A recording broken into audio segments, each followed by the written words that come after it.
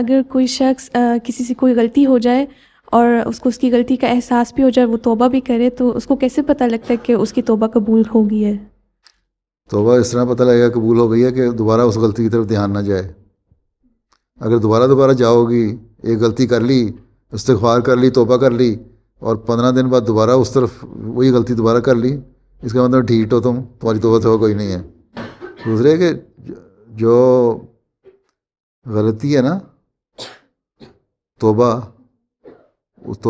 اصل چیز یہ ہے کہ استغفار توبہ اس کو کہتے ہیں جب جو کام تم نے غلط کیا اور اصلاح کر لی، تو جس وجہ سے جو کام کیا تھا اور جس کے لیے توبہ اور استغفار کر رہی تھی، اس سے شدید نفرت پیدا ہونی چاہیے دل میں.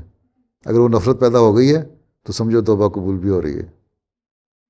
ٹھیک ہے، لیکن اس کے باوجود استغفار کرتے رہو.